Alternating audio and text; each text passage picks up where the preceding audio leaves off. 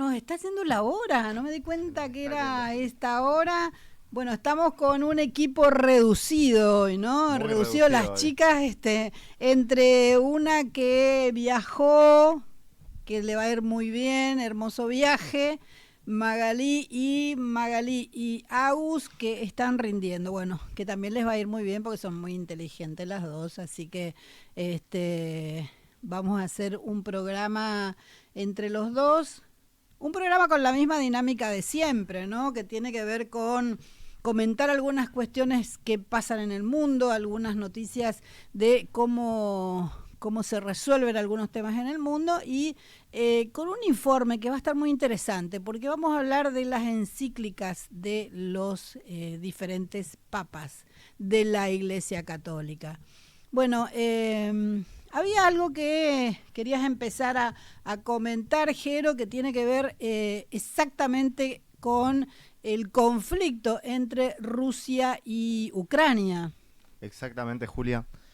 Sí, porque la noticia es que hace 22 días el conflicto entre Rusia y Ucrania, la guerra, superó en duración a la Primera Guerra Mundial. La Primera Guerra Mundial, que duró 1568 días, hoy ya llevamos de guerra en Ucrania 1590. Bueno, eso sin contar de que ahí lo tenemos en imagen a Víctor Yanukovych. ¿Quién es Víctor Yanukovych? Víctor Yanukovych fue el presidente de Ucrania del 2010 al 2014. Era un presidente que tuvo, bueno, primero volviendo un poco más para atrás, desde que se disuelve la Unión Soviética, Ucrania empezó a tener gobiernos neutrales, que no se jugaban ni para el lado occidental, europeísta, ni del todo para Rusia, que eso era como un acuerdo, estaba consensuado que sea así, de esa manera para evitar conflictos. Sí. Yanukovych buscó hasta integrarse a la Unión Europea, a la OTAN, tuvo acercamientos con Europa y decía que Europa no le aceptaba, entonces empezó a comercializar más con Rusia y empezó el proceso del Lawfare. El Lawfare, que después lo vimos en Latinoamérica, empezó Tremendo, en Ucrania. ¿no? Mirá empezó vos, en Ucrania, ahí. sí.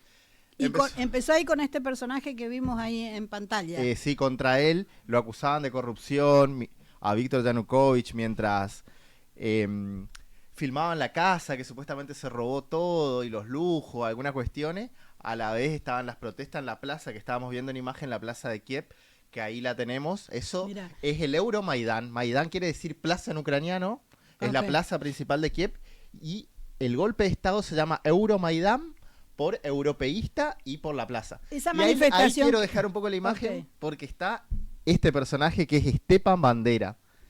Stepan Bandera es un histórico nacionalista ucraniano que la KGB lo había matado con una pistola de cianuro, un personaje interesantísimo, porque cuando los nazis invaden la Unión Soviética, Ucrania era parte de la Unión Soviética, claro. Y Stepan Bandera estaba del lado de Hitler, queriendo que caiga el socialismo de la Unión Soviética, entonces él es como un líder fascista.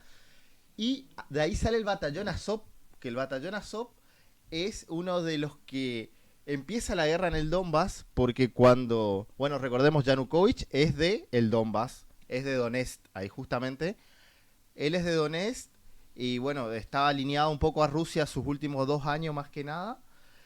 Y ¿cuál es el conflicto del Donbass en la región? ¿Qué sucedió ahí en el Donbass? Bueno, justamente en el 2014, cuando cae Víctor Yanukovych, cuando le hacen el golpe de Estado, se fortalece una organización que nace ese año, ya fortalecida bastante, que se llama el Batallón Azov.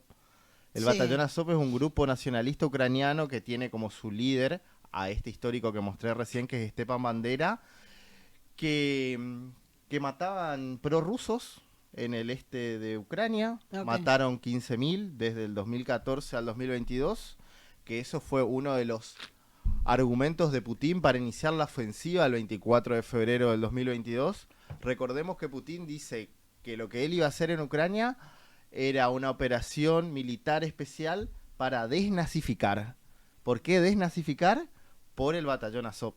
que el batallón Azov tiene como líder a un nazi, sí. Ok, el batallón Azov estaba integrado por ucranianos exclusivamente. Ucranianos, sí.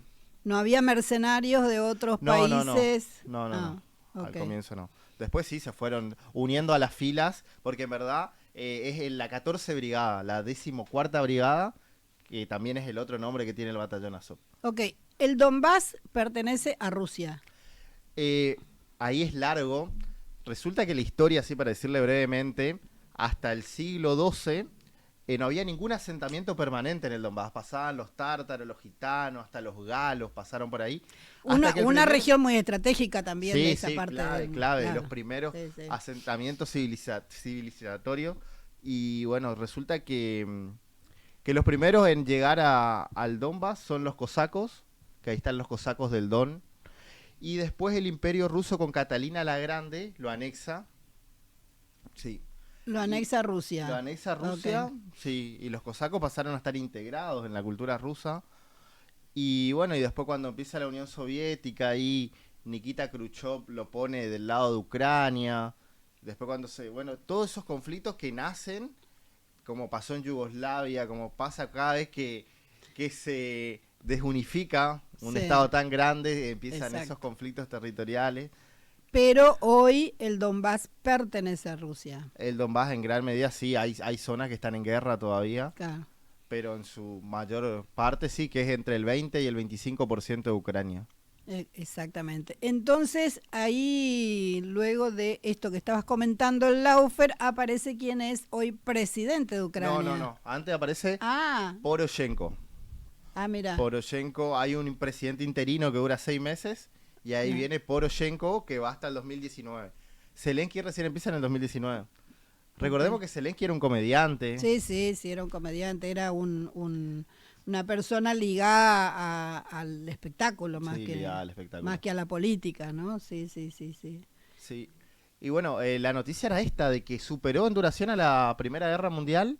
Y otra cuestión que tiene parecido a la Primera Guerra Mundial es que se convirtió en una guerra de trincheras, algo que los estudiosos de los conflictos bélicos pensaban que por ahí no iba a volver a pasar, que la guerra de trincheras es famosa por la Primera Guerra Mundial para cubrir posiciones, para defenderse, y a la vez se volvió una guerra de trinchera y de drones. O sea, es así la guerra, es campos donde no hay nada, trincheras y drones. O sea, es terrible. Tremenda, terrible, ¿no? Sí.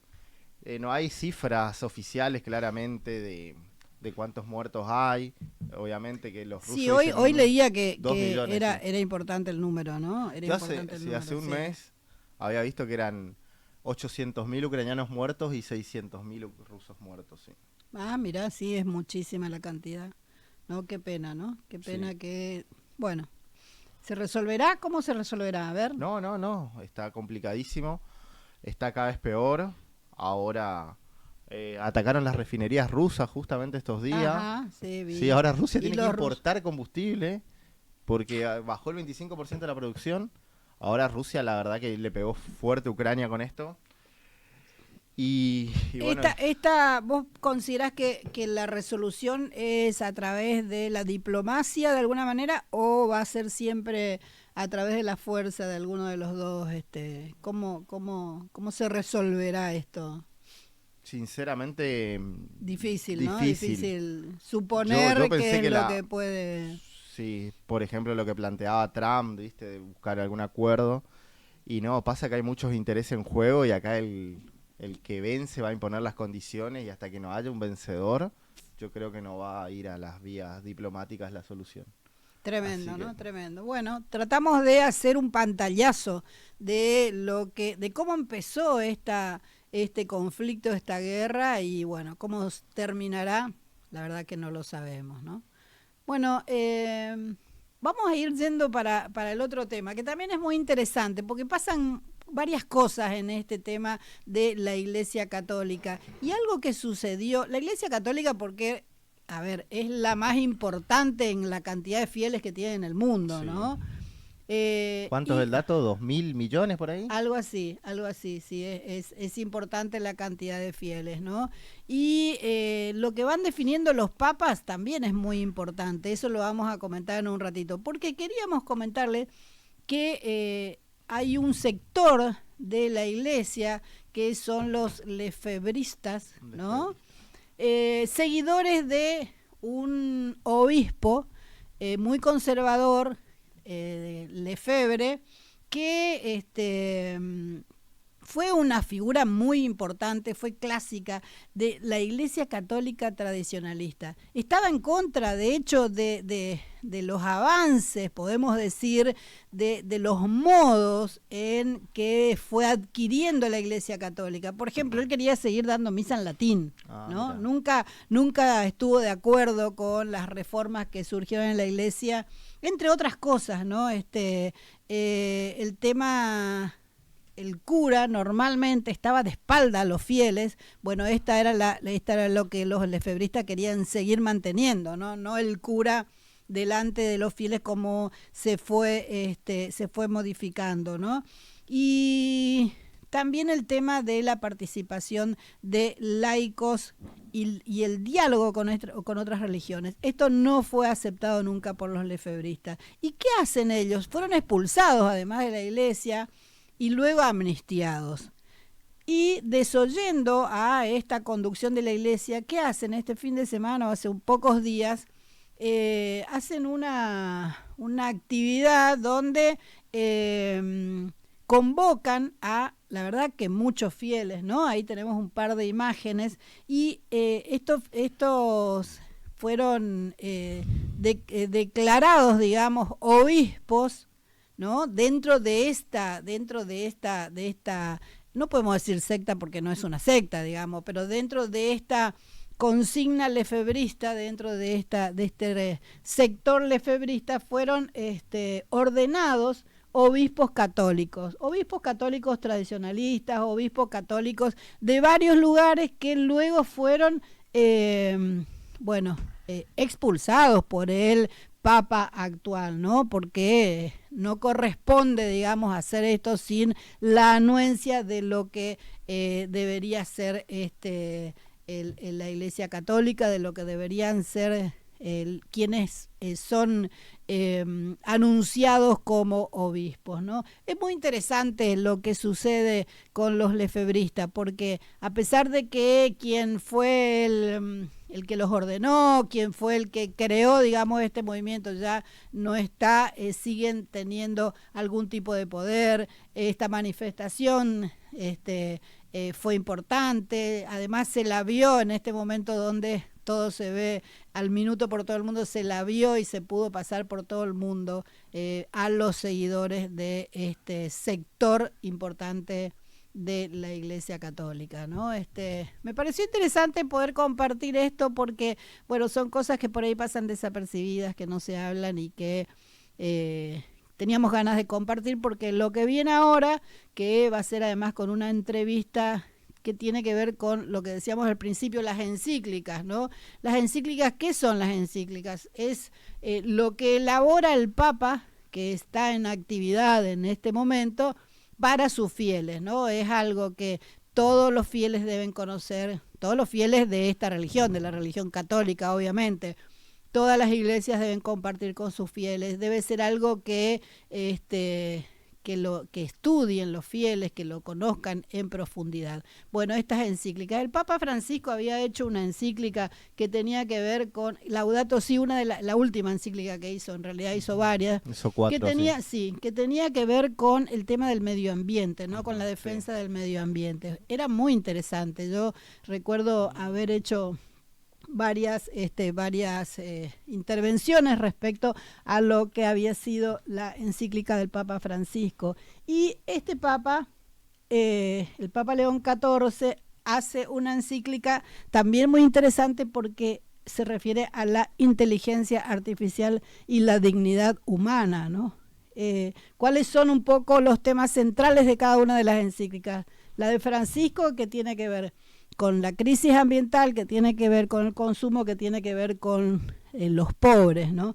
Y la de León tiene que ver con esta actualidad que es la inteligencia artificial, el trabajo, las guerras, lo que hablábamos recién, y además la concentración del poder cada vez en menos manos y cada vez en personajes más trillonarios, te diría, ¿no? Bueno, Julia, tenemos como invitado a Santino Marcial, un amigo que justamente estuvo por el Vaticano ahora en abril.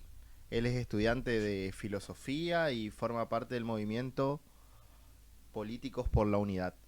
Así que si nos pueden contactar ahora con él.